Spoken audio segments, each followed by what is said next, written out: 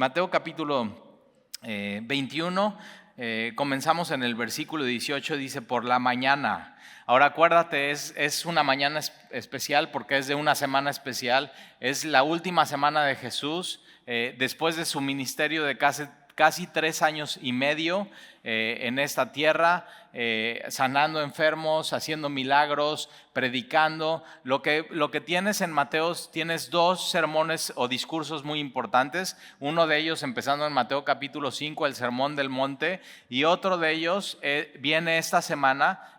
Acuérdate, el domingo lo que vimos es la entrada triunfal, el primer día de la semana, y de ahí Jesús lo que hace es que limpia el templo, echa fuera a los que compran, a los que venden, a los cambistas, y de ahí se va en la noche a Betania, a casa de María y de Marta y de Lázaro, y está conviviendo con ellos. Y en esa semana, que es, bueno, domingo la entrada triunfal, el lunes va al templo Jesús, y el martes es un poco lo que vamos a estudiar hoy, y el miércoles en esa semana, en la semana de la pasión de Cristo, la Biblia guarda silencio. Y Jesús, fíjate lo que sucede ese día, Al mismo tiempo que Jesús está preparando la última cena con sus discípulos y está preparándose él para ir a Getsemaní y ser entregado, al mismo tiempo están preparando Judas Iscariote y el Sanedrín cómo arrestar a Jesús. Por un lado, él se está preparando para el acto más amoroso y glorioso que jamás haya existido en la humanidad, y por otro lado estos líderes religiosos y Judas están planeando el arresto. Por un lado luz resplandeciendo y por otro lado las tinieblas más densas. Y eso sucede en una misma semana. Y después el jueves es lo que le llamamos la cena, ¿no? La cena del Señor en el aposento alto, donde Jesús parte el pan y toma el vino con ellos, les da instrucciones. Ya llegaremos a eso con Jesús, y de ahí salen del aposento alto de Jerusalén, de la ciudad, van hacia este lugar, a un jardín que se llama Getsemaní. ¿Por qué? Porque hay árboles de olivo, y ahí sucede que Jesús ora. Vienen ahí en la noche, arrestan a Jesús, lo llevan a la casa del sumo sacerdote, ilegalmente, porque no era horario y no lo podían hacer así. Enjuician a Jesús, lo condenan, lo echan en un calabozo, está toda la noche sufriendo sin poder comer ni tomar agua. Al día siguiente, 6 de la mañana, en cuanto abra Poncio Pilato, van, lo presentan ante Poncio Pilato. Dura un tiempo su juicio. Poncio Pilato dice: ningún mal encuentro en este hombre. Poncio Pilato era como el ministerio público de hoy, y después de examinar Poncio Pilato a miles y miles y miles y miles de criminales, Poncio Pilato dice: no encuentro ningún mal en este hombre. Él dando testimonio de que Jesús nunca pecó. Y de ahí es enjuiciado, sale hacia el monte Calvario. A las 9 de la mañana él es crucificado. Para las 3 de la tarde, todas esas horas él estuvo en la cruz sufriendo junto con 2 ladrones a su lado.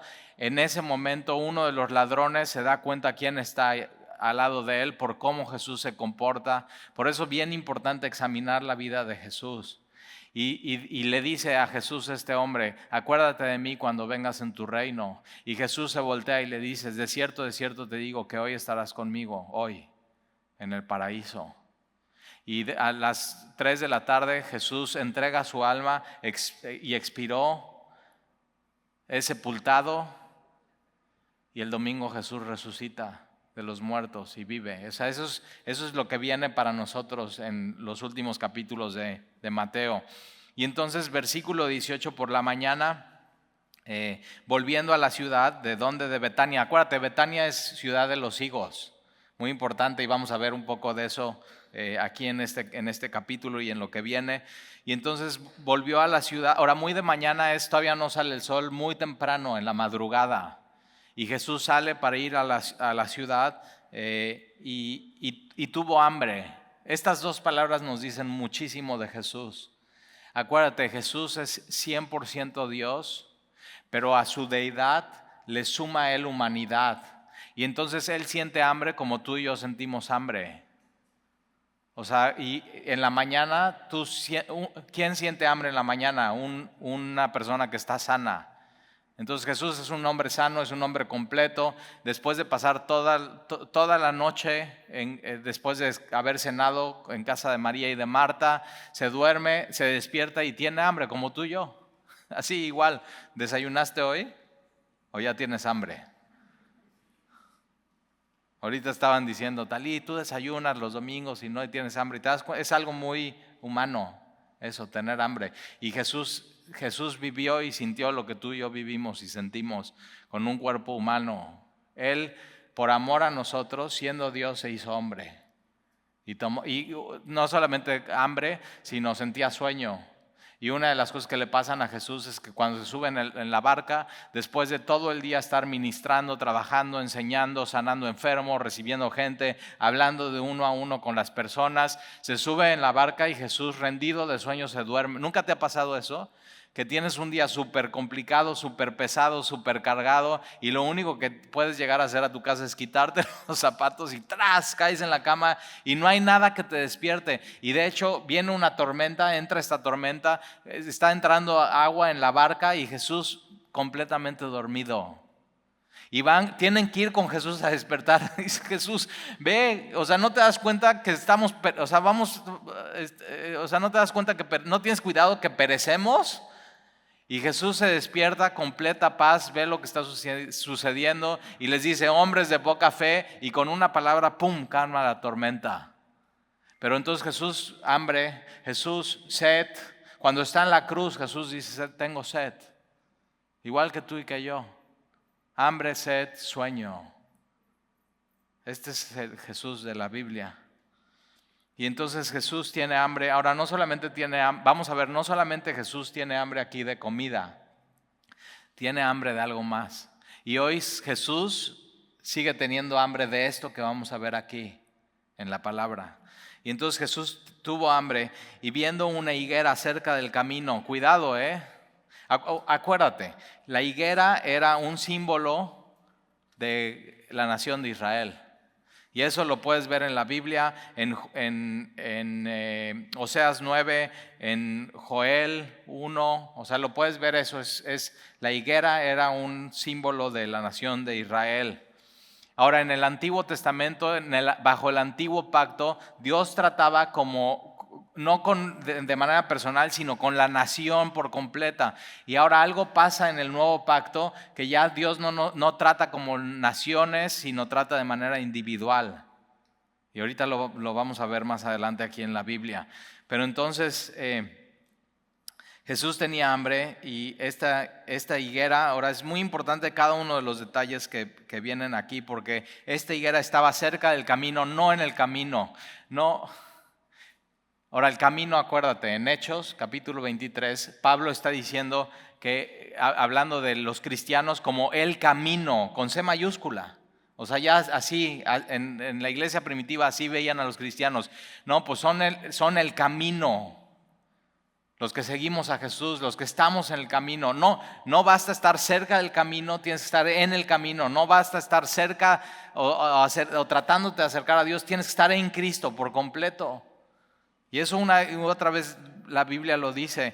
De hecho, Pablo es quien escribe eso o dice el camino. Y Pablo en Hechos capítulo 9 narra su conversión, cómo es que, y él dice que él iba en el camino a Damasco, pero él iba en contra de los del camino. ¿Te acuerdas? Él iba en contra de los cristianos. Entonces él iba en el camino hacia Damasco, en contra de los del camino, y de pronto algo lo detuvo en el camino y se convirtió al camino. Eso es lo que le pasa a Pablo. Y eso es lo que nos pasa a ti y a mí. De pronto vamos caminando por nuestra vida y estamos lejos del camino, pero algo nos detiene y ese algo no es algo, es alguien, es Jesús. Jesús de Nazaret. Y Pablo tiene un encuentro con Jesús de Nazaret. O sea, ve esa luz y ese resplandor que sus ojos pecadores no pueden ver. Se queda completamente ciego, pero sí puede hablar con él y sí puede escuchar. Y dice, ¿quién eres, Señor? ¿Y qué quieres que yo haga? Y Jesús le dice, yo soy Jesús de Nazaret, a quien tú persigues. Y Pablo con eso sabe, ya estoy muerto, ya. ¿Y qué crees que hace Jesús? En vez de decirle, sí, ya estás muerto, aquí terminó tu vida, le da una siguiente oportunidad y le dice, tú serás herramienta para mí. Tremendo. Entonces no solamente Dios te salva, sino Dios te quiere usar después de salvarte, cuando no merecías más que morir. Eso es gracia infinita, enorme, eterna de parte de Dios. Pero entonces cuidado con solamente estar cerca del camino o cerca de la iglesia o cerca de, o sea, ya a estar a punto. No, eso no basta. Y mira lo que va a suceder aquí. Cuando Jesús salva a Pablo, él está completamente en el camino. Él, de ser el número 1 perseguidor, se vuelve el número 1 promotor del camino. Y entonces, viendo una higuera cerca del camino, vino a ella y no halló nada en ella. Si Jesús va a ti hoy, ¿qué encuentra en ti? Si va a examinar tu vida. Y dice, o sea, Jesús va, examina la higuera, se acerca, o sea, como que de lejos se ve que sí tiene fruto, higos, pero Jesús se acerca y no ve nada en ella, sino, dice tu Biblia, sino solamente hojas solamente. O sea, está dando la apariencia como que tiene un higo. Acuérdate, esto es primavera, esto es marzo. Es más, si tú hubieras leído Daniel y contado las semanas desde la profecía de Daniel, del edicto de Artajerjes, hasta ese domingo que Jesús entra, hubieras visto todo el cumplimiento, el calendario de Dios, la profecía cumplida en Jesús entrando a Jerusalén. ¿Y qué es lo que sucede? Que en primavera un árbol de higos, lo que primero que hacía es hojas, pero ya junto con las hojas venía el brote del fruto del higo. Y Jesús ve las hojas, lo examina, levanta la hoja y ¿qué crees? No tiene nada, nada. No tiene fruto, nada de fruto. Y tienes que tener cuidado que tú no seas como esta higuera, que aparenta ser pero no es, que aparenta tener fruto pero realmente no tiene fruto, que aparenta una vida piadosa, pero con su vida niega la eficacia de ella. Es tremendo esto que sucede. Entonces fíjate, cuando Jesús está buscando, cuando tiene hambre, no solamente tiene hambre física de higos, sino tiene hambre de fruto. Y cuando Jesús se acerca a nosotros, tiene hambre de fruto en tu vida. Eso quiere. Jesús está esperando que tú tengas fruto en tu vida y que no sean solamente apariencias. Y entonces dice hojas solamente. Yo digo, este es, y ya Jesús lo ha dicho una y otra vez a los fariseos y a los escribas que se creen muy religiosos y muy espirituales, pero ¿qué les dice? Hipócritas. Pareciera, ¿no? Y se ve muchas hojas, pero no hay nada de fruto. Yo le digo a esta, la higuera hipócrita, o sea, es hipócrita. Y ahora cuando Jesús se acerca a tu vida, y tenemos que hacer un alto en nuestra vida y decir, ok, cuando Jesús se acerca y examina nuestra vida de manera particular y levanta las hojas, la apariencia, va a encontrar fruto, ¿no? En nuestra vida. Ahora, ¿fruto de qué? Fruto de evidencia que existes en el camino, que sí hayas decidido seguir a Jesús. ¿Fruto de qué? Fruto digno o sea, haced frutos dignos de arrepentimiento, frutos de que en tu vida te diste cuenta, estoy mal en esto en mi vida y necesito cambiar, y cambias de manera de pensar y cambias de forma de ser y empiezas a caminar de manera diferente. Fruto del Espíritu en tu vida. Gálatas capítulo 5 dice que el fruto del Espíritu es amor. Cuando Jesús se acerca y examina tu vida, puede ver eso en tu vida: amor, gozo, paz, paciencia, benignidad, bondad, fe. Cuando Jesús se acerca a tu vida y te examina, ve una vida de fe, mansedumbre, templanza. Otra vez, un fruto en tu vida de arrepentimiento, una evidencia que estás siguiendo a Jesús, una evidencia que Él ha cambiado tu vida y que la sigue cambiando. ¿Jesús ve eso en tu vida? Ahora, a veces es muy fácil nosotros mismos autoevaluarnos, pero ¿por qué no hoy en la noche ya cuando te vayas así ya a punto de ir a dormir, te sientas con si estás casado, tú como hombre, te sientas con tu esposa y le dices, mi amor, a ver, yo quiero que me digas, ¿tú ves fruto en mi vida de Jesús? O sea, y créeme, tu esposa si le preguntas sinceramente, te va a decir, o sea, yo veo esto. Ahora, si tu esposa te dice, mira, yo no veo evidencia en tu vida que Jesús está en tu vida, qué bueno que te lo diga hoy porque tienes oportunidad. Porque en Lucas capítulo 13, versículo 6, no vayas ahí, pero Jesús habla también de un hombre que tenía una higuera en su viña. Y dice, y vino a buscar fruto y no lo halló, no encontró fruto. Y entonces dijo al viñador, a quien cuidaba el árbol y la higuera, le dice, hace 3 años que vengo a buscar fruto y no hay. Acuérdate, ¿cuántos años estuvo Jesús ministrando? 3. Y cada vez que Jesús subía a Jerusalén, cada vez que veía Jesús ¿de qué tenía hambre en esa ciudad? De fruto. Jesús vino a buscar eso en nosotros, fruto. Y entonces dice, cada vez que vengo no hay fruto y no hay, entonces ¿sabes qué? Córtala. Así le dice el hombre de la viña al viñador, ¿sabes qué? Ya córtala, es inútil, está ocupando un espacio que no debería de ocupar. Y entonces el viñador le dice, Señor, déjala este año, un año más, hasta que dé fruto. Y si no da fruto, entonces ya la cortas. Pero dice algo, abónala y cava profundo. Y a veces es lo que el Señor está haciendo en nuestras vidas. Porque el fruto no es una obra, no es algo que tú produces, es algo que Él produce en tu corazón. Ahora, ¿cómo lo produce? El Espíritu Santo viene y abona tu corazón ¿con qué? Con la palabra. Viene y cava hondo y profundo y mete la palabra ahí para que tú a su tiempo, no te desesperes, a su tiempo se vea fruto de Jesús en tu vida. Pero tienes que tener cuidado que lleves como ellos 3 años y nada más no haya fruto en tu vida. Tienes que tener mucho cuidado porque pudiera ser que eres como una higuera que de lejos se ve como que tiene hojas y que está muy sana, pero que de cerca realmente cuando Jesús levanta eso que es una apariencia y ve, nada más no hay fruto.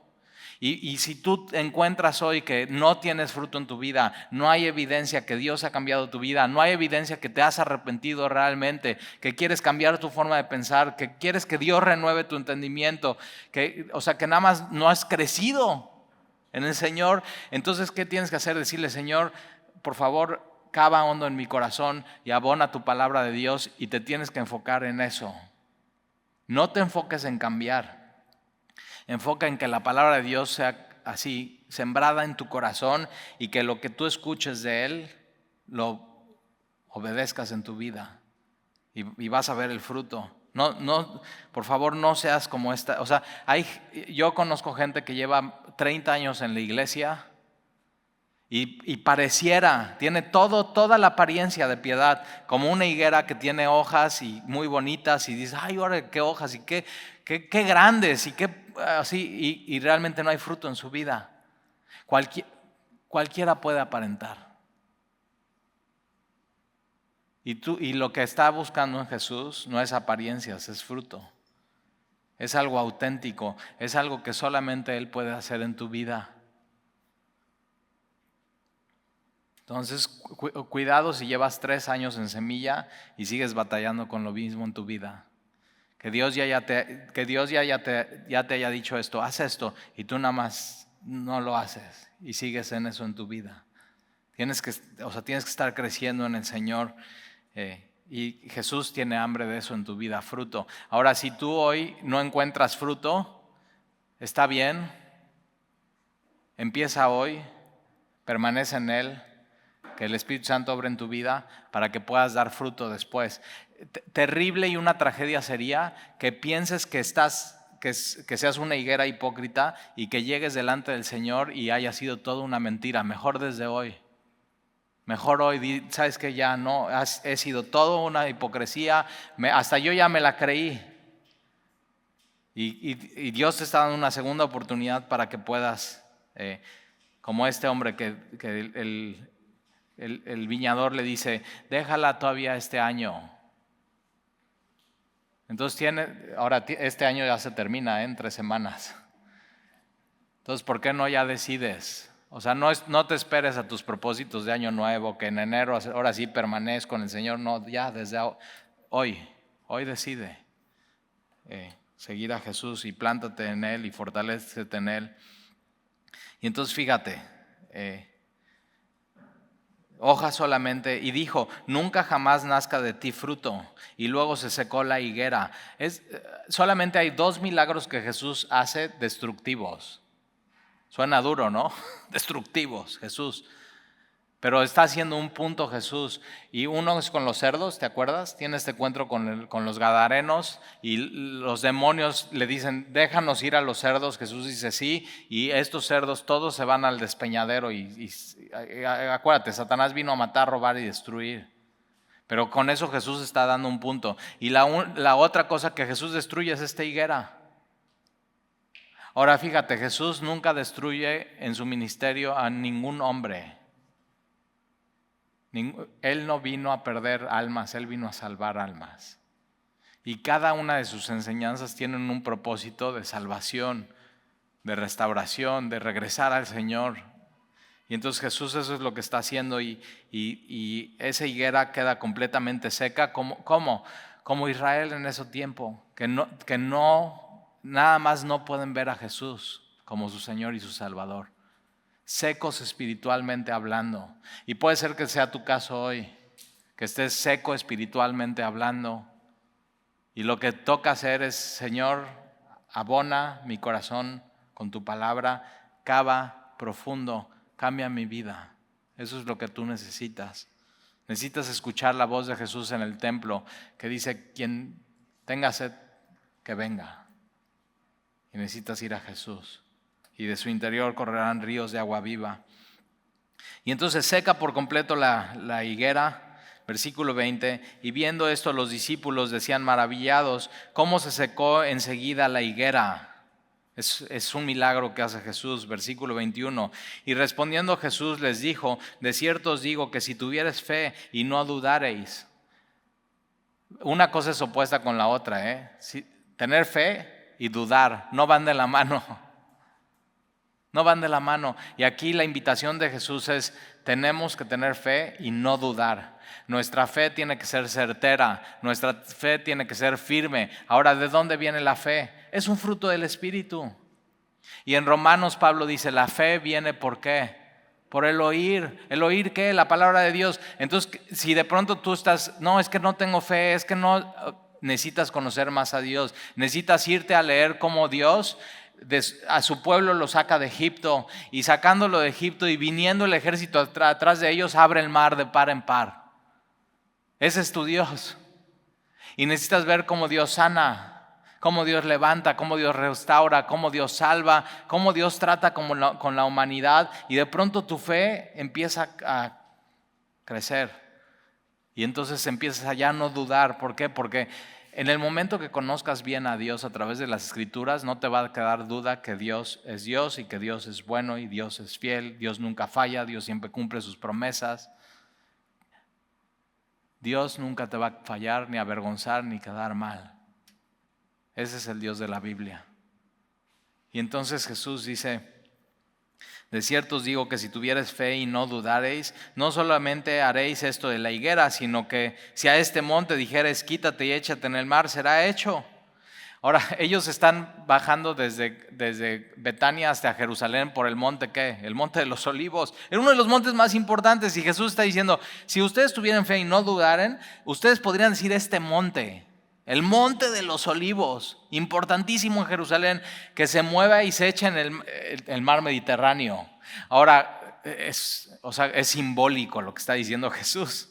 Porque de hecho vienen los fariseos y los escribas y quieren ver un milagro así de Jesús. No les basta ver sanados a los hombres, no les basta ver resucitado vidas. Ellos quieren ver algo, quieren ver del cielo cómo cae fuego y prende una fogata. Quieren ver cómo él pudiera mover una montaña. Pero ¿qué caso tiene eso?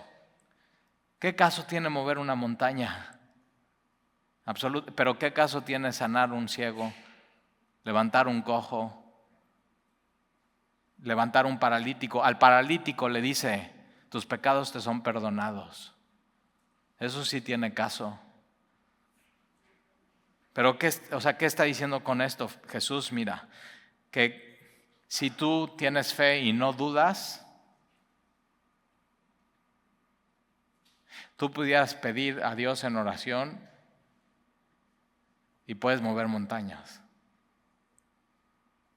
Puedes mover el corazón más duro y más pesado de alguien. Dios con tu oración lo puede mover y lo puede cambiar. Eso puede hacer Dios. Entonces ten fe y no dudes. Ahora, no es fe en ti, No, yo tengo fe en mí. No es fe en tu oración, no es fe en tu... No, es fe en Jesús. Ahí tiene que estar colocada tu fe en Él, en Jesús. Y entonces Jesús dice, versículo 22, y todo lo que pidieres en oración,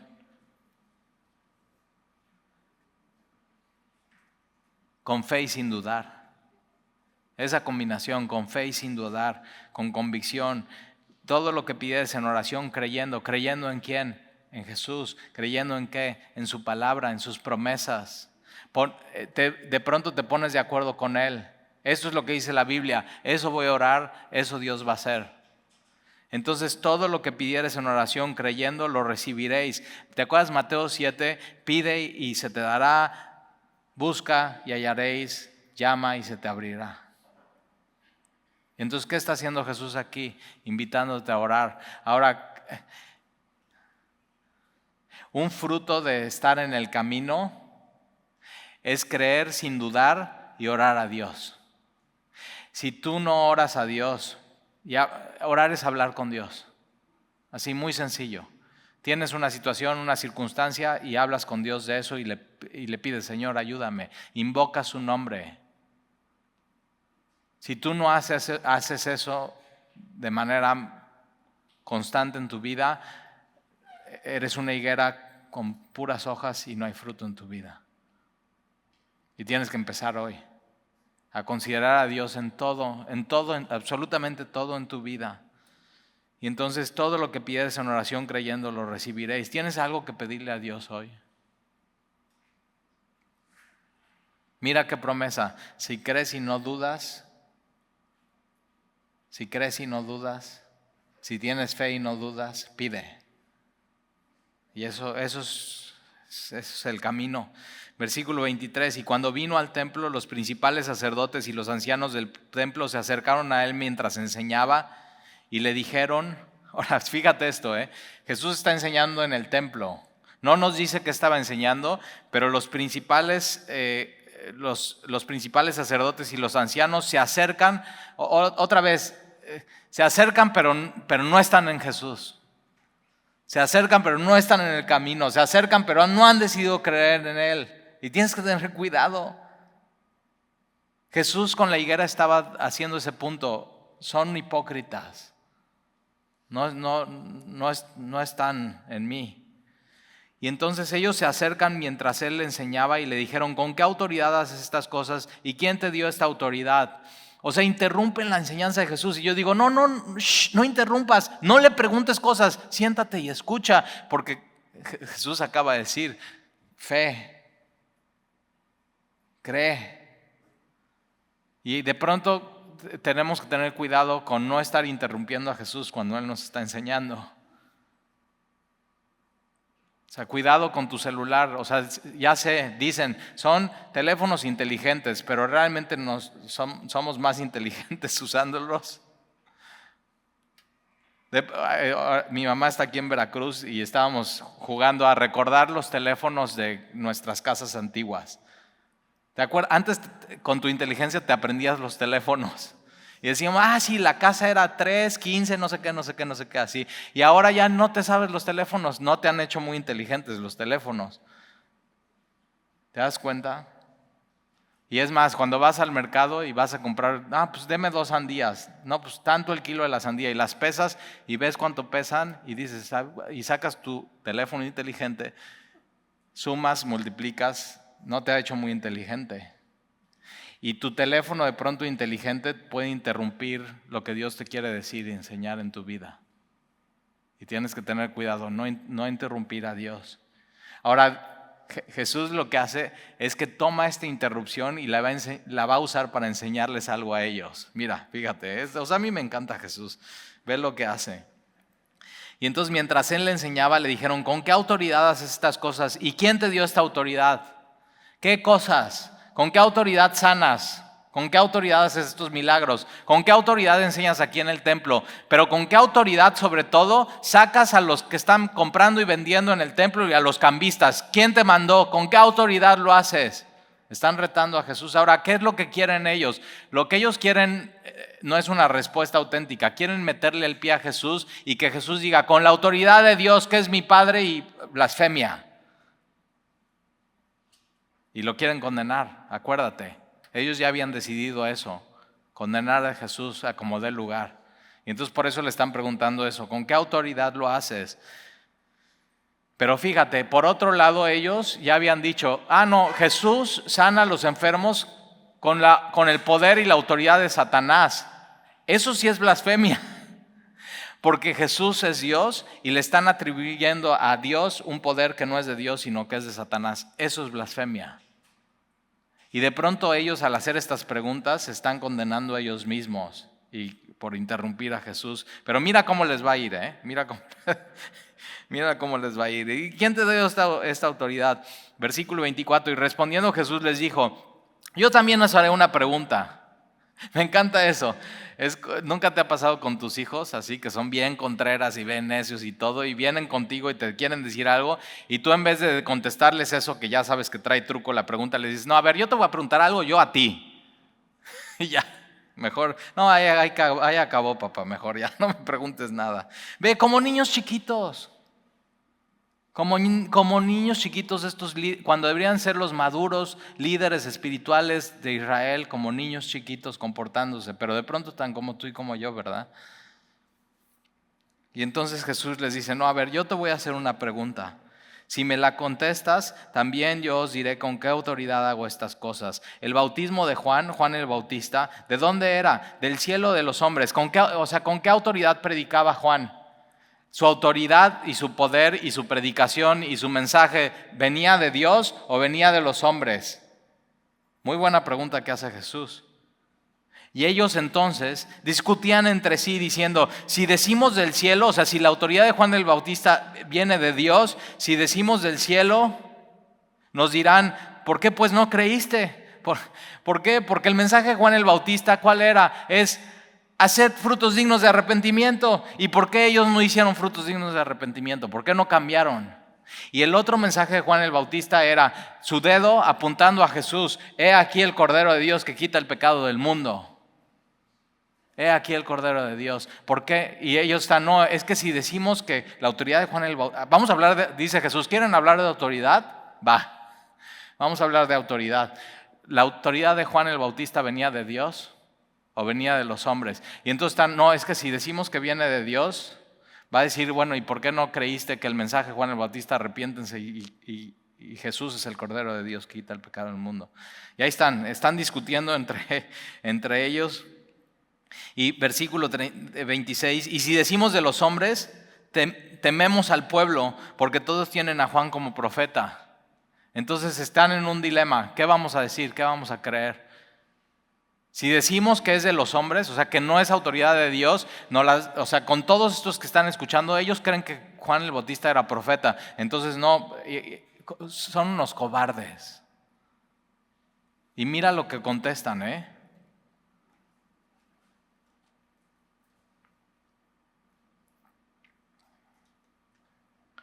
Versículo 27. Y respondiendo a Jesús dijeron, No sabemos.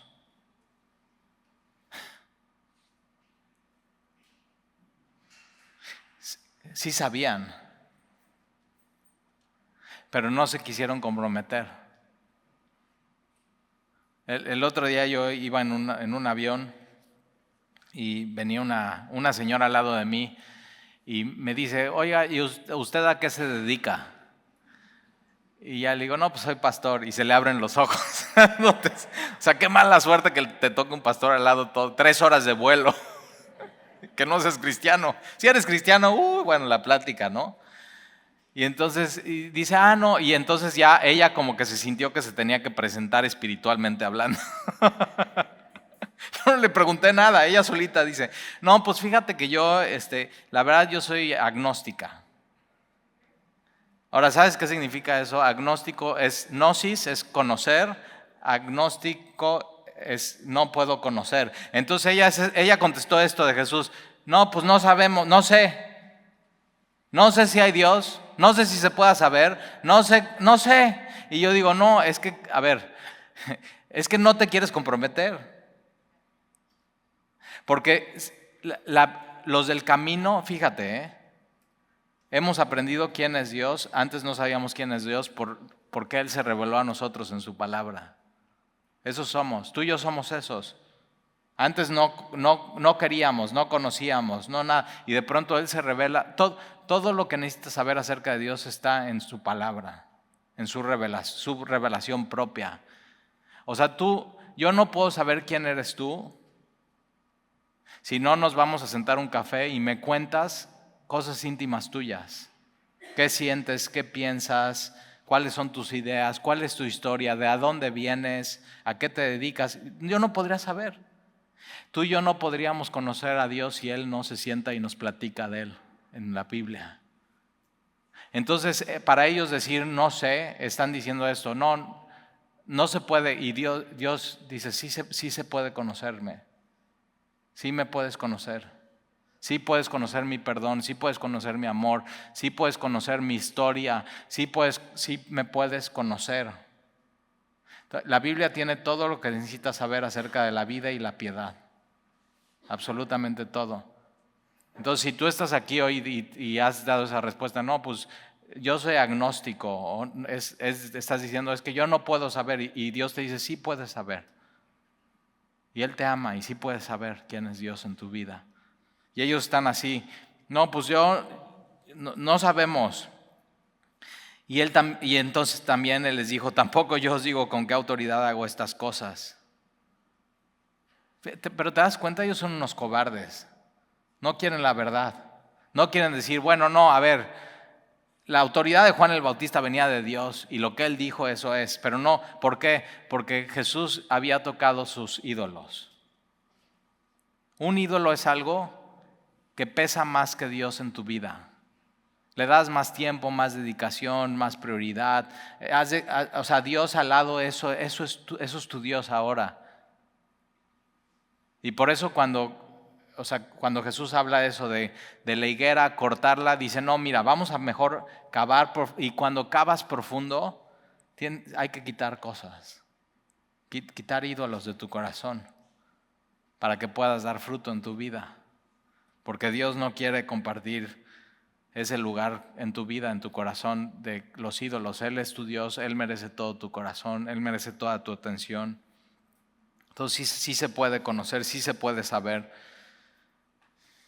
Nosotros somos eso, la iglesia de Cristo son los que sabemos quién y conocemos quién es Dios. Y creemos en Él y toda nuestra vida depende de Él. Sí se puede saber y sí sabemos. Qué padre, ¿no? Qué convicción, qué seguridad en la vida. O sea, en medio de tanto caos, desinformación, noticias falsas, que puedas tener en tus manos la verdad. Eso. Y entonces, versículo 28. Ahora, ahí viene la bomba, ¿eh? O sea, Jesús aquí va a aventar la bomba y mira, versículo 28. Ahora le preguntan, ¿con qué autoridad? ¿Con qué autoridad? Y él no va a contestar eso, pero mira, versículo 28. ¿Pero qué os parece? Entonces ya dice, vamos a dejar ese tema porque no vamos a llevar a nada. Vamos a este tema y les cuento una historia. Y estos líderes, Jesús es el rabí, es el maestro, y ellos ya están tan metidos en la historia, miren, fíjense, se les olvidó que Jesús era su enemigo. Pero ¿qué os parece? Un hombre tenía 2 hijos. Ahora fíjate, para este tiempo hay más de 2 millones de personas en Jerusalén. Acuérdate, es la Pascua. Y ya va a haber una manera nueva de tratar al pueblo de Dios. Ya no va a ser como nación, va a ser de manera individual. Y por eso Jesús dice, ¿qué les parece? Un hombre tenía 2 hijos y va a ir a tratar con cada hijo de manera personal. La salvación y la intimidad con Dios es personal, Tú puedes estar en una iglesia donde todo está frío, helado y así muerto, pero tú estar en fuego por Dios. Y puedes estar en una iglesia donde todos están en fuego por Dios y tú estar muerto. Tienes que tener cuidado,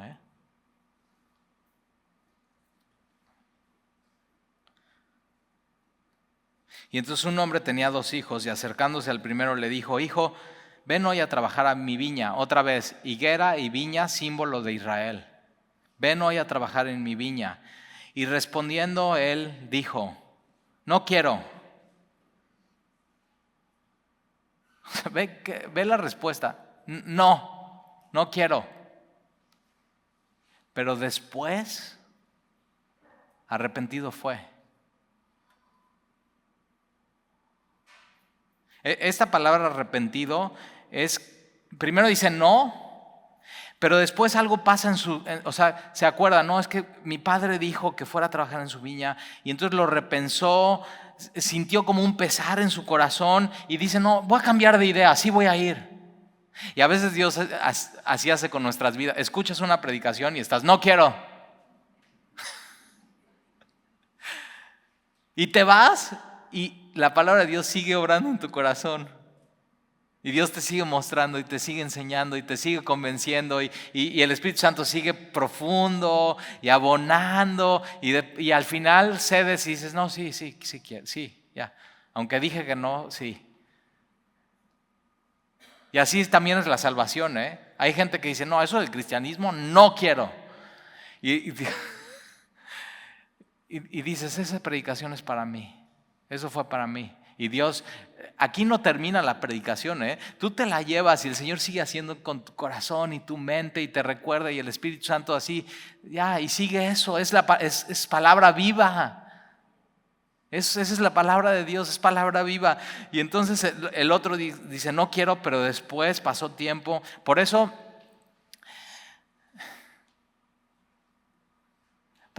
una confesión no quiere decir conversión.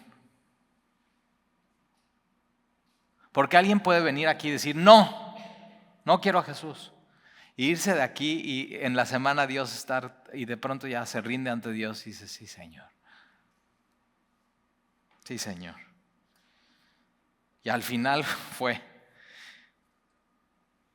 Y acercándose al otro le dijo de la misma manera, personal, No los llaman los dos, no, de la misma manera. Y que le dice, hijo, quiero que vayas a trabajar en mi viña. Y respondiendo él dijo, sí, muy animado. Y le dice, Señor, mira, el otro dice, no quiero. Él se apellidaba Contreras. ¿Conoce a alguien así? Y el otro dice, sí. Y le dice, Señor. Este cuate es una higuera con hojas. Y no fue.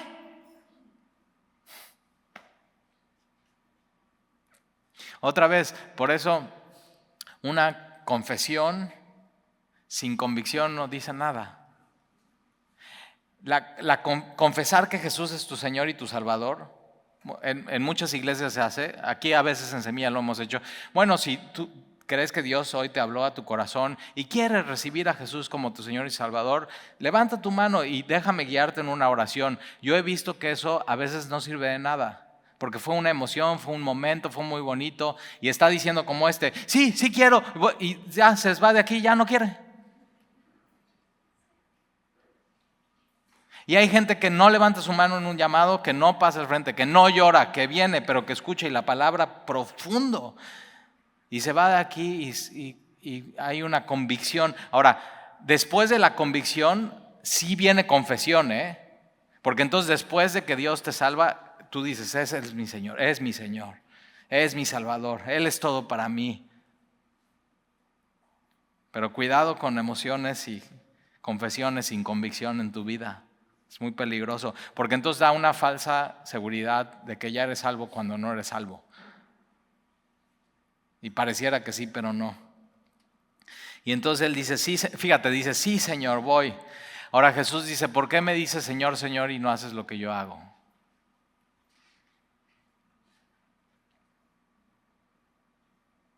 Y entonces versículo 30, ahora todos estos que llevaban a ponerle tropiezo a Jesús ya están con la historia, no inventes, el hijo y esto así, ya están viendo. Y entonces Jesús, versículo 31, ¿cuál de los dos hijos hizo la voluntad de su padre?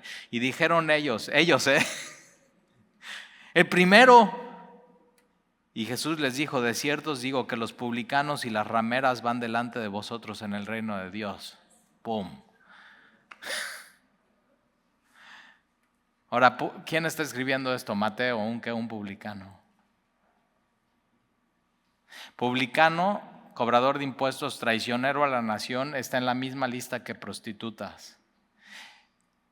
Y Jesús dice, o sea, aquí empieza la fila, los primeros son, lo peor de lo peor son los primeros en la fila. Publicanos, rameras, fórmense.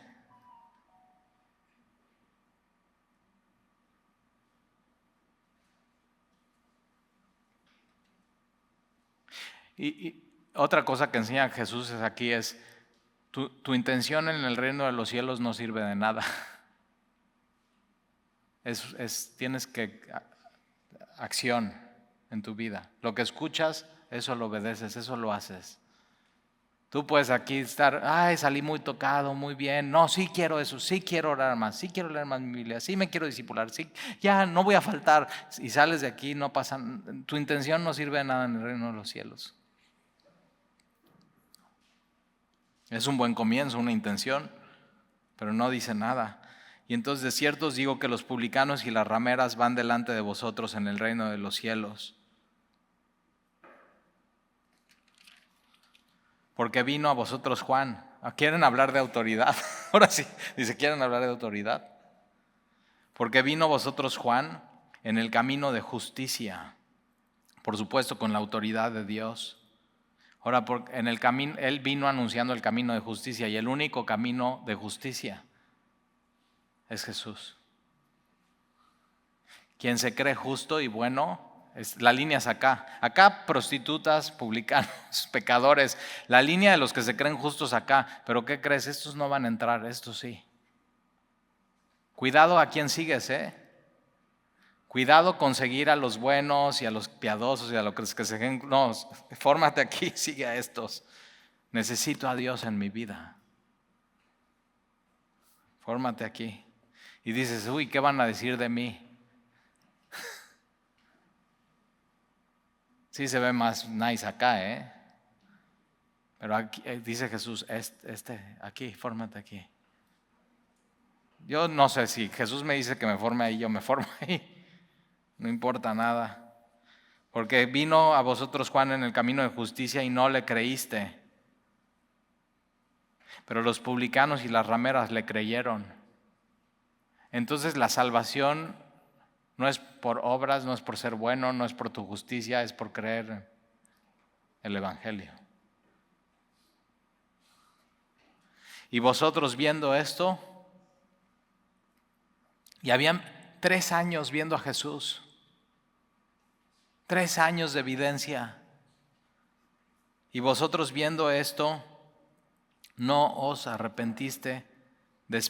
Y todavía dice Jesús, después para creer, o sea, Dios en Jesús les dio paciente tiempo para que recapacitaran, pensaran, vieran, escucharan. Y nada más no quisieron. Entonces fíjate, fórmate en la fila correcta. No sigas a nadie que se cree justo, que se cree bueno, que se cree religioso. Ellos no van a entrar. Los únicos que entramos son los del camino, que hemos puesto toda nuestra fe y nuestra esperanza en Cristo. Esa es la única manera. Y acuérdate, confesión sin convicción no sirve de nada. Intención en el reino de los cielos no sirve de nada. Es una tremenda convicción en Jesús que te va a llevar después a una confesión de que Jesús es el Hijo de Dios y una transformación en tu vida. Eso es lo que Jesús está pidiendo aquí. ¿Oramos?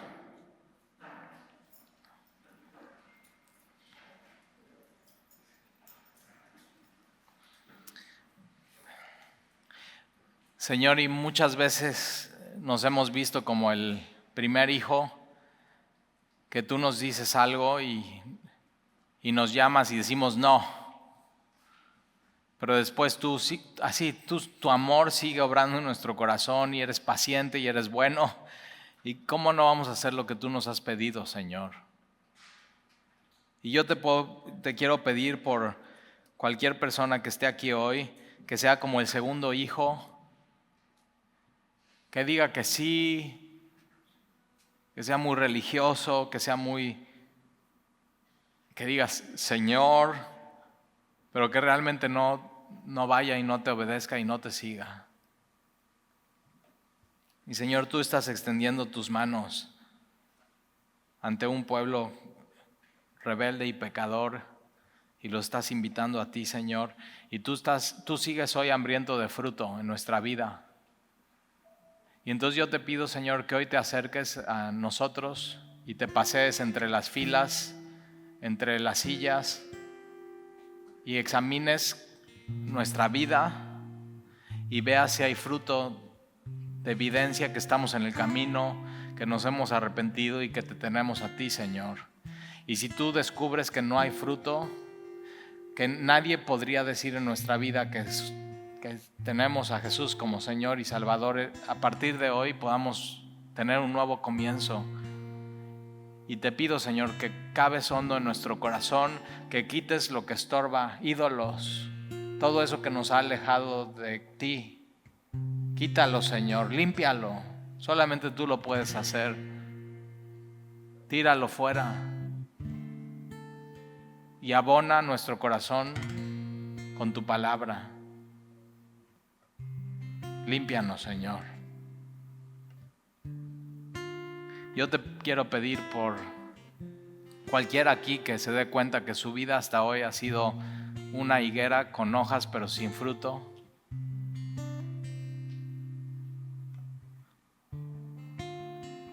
Que tú le des una oportunidad más y que pueda permanecer en ti y pronto, Señor, pronto ya dar fruto de justicia.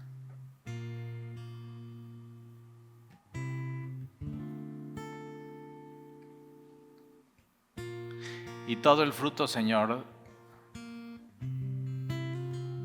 de los que hemos permanecido en ti, sepamos que es un fruto que no viene de nosotros, no son obras, sino viene de ti. Y entonces ese fruto es para ti, para tu gloria. Y entonces te lo entregamos a ti, Señor. Y tú el día de hoy, en tu palabra, nos has invitado a orar con fe y sin dudar. Y Señor, sí tenemos cosas que pedirte hoy. Gracias, Señor, por recordarnos que podamos pedir y tú nos darás, que podamos buscar y encontrar y que podamos tocar y tú abrirás. Entonces, Señor, recibe nuestra oración esta mañana delante de ti en tu trono. Si tú tienes algo que pedirle a Dios hoy, Él está accesible, su trono está dispuesto. Él te puedes acercar con confianza y pedirle cualquier cosa, pero pídela con fe y sin dudar. Pídesela a Él.